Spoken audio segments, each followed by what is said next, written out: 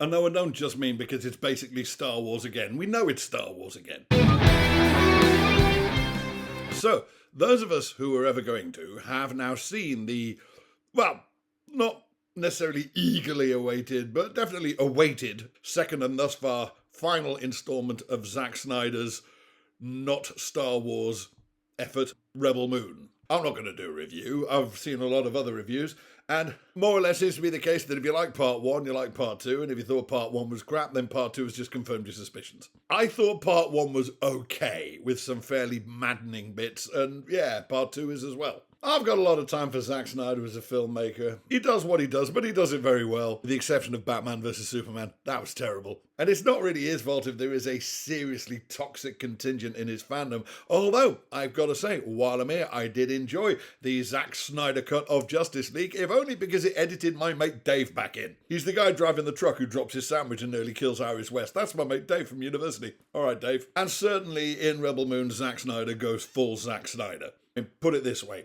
When you are actually devoting about 10 seconds of screen time to a meticulously colour-graded, awesomely backlit, speedy up again, slowing down again, speedy up again, slowing down again shot of somebody scything some wheat, you have pretty much arrived at the self-parody stage of your career. And I must confess, I do find the ways that Rebel Moon tries to differentiate itself from Star Wars, but not really, to be more amusing than anything else. I mean, I did notice in the first one, he couldn't resist getting lightsabers in there somehow. I mean, technically, they're not really lightsabers, they're swords with solid blades that just light up and, glow. But I did notice in this one, having established in the first movie that we have a good guy wielding red, not lightsabers, in this one, the bad guys produce blue, not lightsabers. Totally the other way around from Star Wars. See, it's nothing like Star Wars. It's just Star Wars. One thing which part two does do is make apparent what was sort of hinted at in part one, which is that we're basically doing the Magnificent Seven in space. Part one was the whole getting the team together phase of the Magnificent Seven. And of course in part two, we are literally doing the arming and training the villagers to defend themselves against the bandits slash bandidos slash empire slash whatever the empire are called in this movie. Now, of course, the cineasts among you have spent the last 30 seconds going, I think you'll find it's the Seven Samurai in space, actually. And yes, John Sturges' Magnificent Seven was indeed a loose remake of Akira Kurosawa's The Seven Samurai.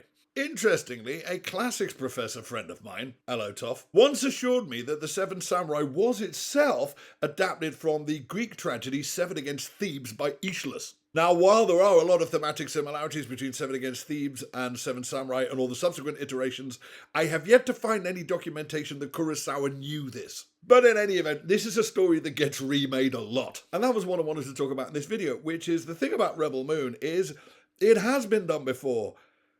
Star Wars versus the Magnificent Seven has already been done.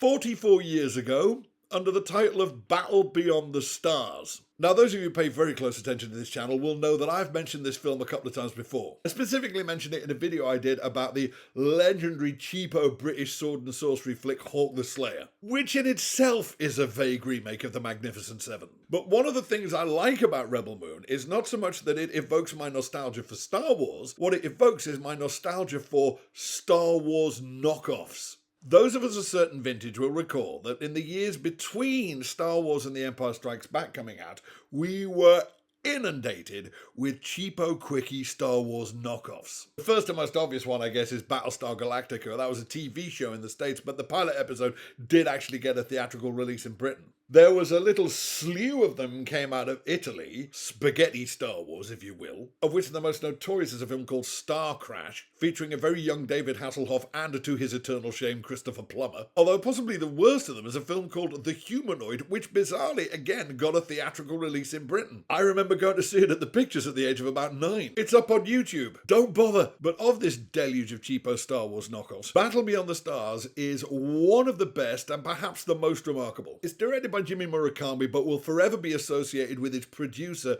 the legendary Roger Corman, who never let a bandwagon pass by unjumped on. The thing about these Star Wars knockoffs is they are generally, really visibly desperately cheap and awful. And Battle Beyond the Stars' budget was $2 million, which even in 1980 wasn't a hell of a lot. I should really have looked at what Rebel Moon's budget was to do some kind of compare and contrast, but suffice it to say, I'm going to go out on a limb here and say it was more than $2 million.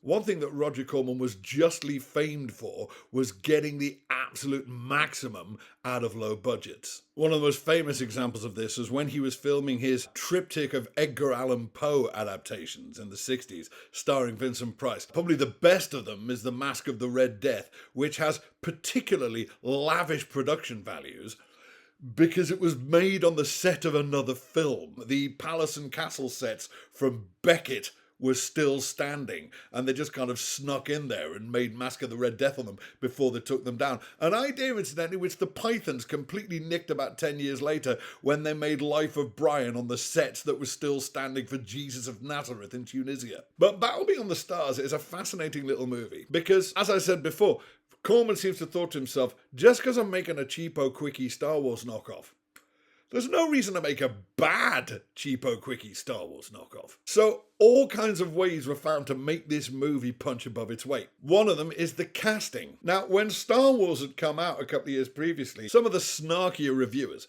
had referred to Luke Skywalker as John Boy Walton in space. Whether that inspired Corman or not, I don't know, but for the Luke Skywalker analogue, as in callow youth called upon to heroism in Battle Beyond the Stars, it's literally John Boy Walton, it's Richard Thomas. It's a neat bit of casting as storytelling there. And apparently a lot of the rest of the budget went on roping in two proper, actual, honest-to-goodness movie stars to play a couple of the itinerant heroes who were called in to save the day. One of them is George Peppard, playing a drunken cowboy and generally having the time of his life. And the other one, hilariously, is Robert Vaughn, who was one of the Magnificent Seven, and is basically playing the same guy he played in The Magnificent Seven. Again, great casting as storytelling, a great way of legitimizing your Magnificent Seven knockoff, and a great way of anticipating all the cries of, "You're just doing The Magnificent Seven." Yeah, we know. Look, it's Robert Vaughn. I would say the main difference between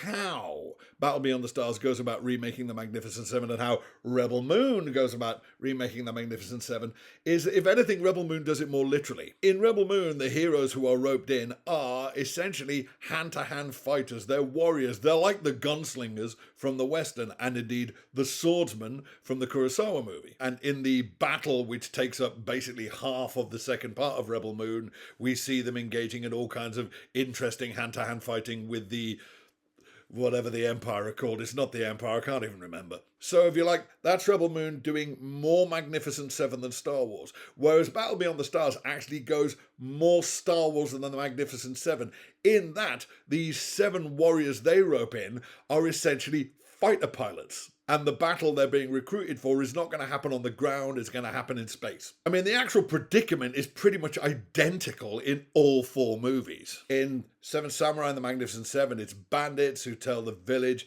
better get your harvest together and we're going to come back and help ourselves to it. In Rebel Moon, it's Ed Skrein as not Darth Vader of the not Galactic Empire saying, better get your harvest together and we're going to come back and help ourselves to it.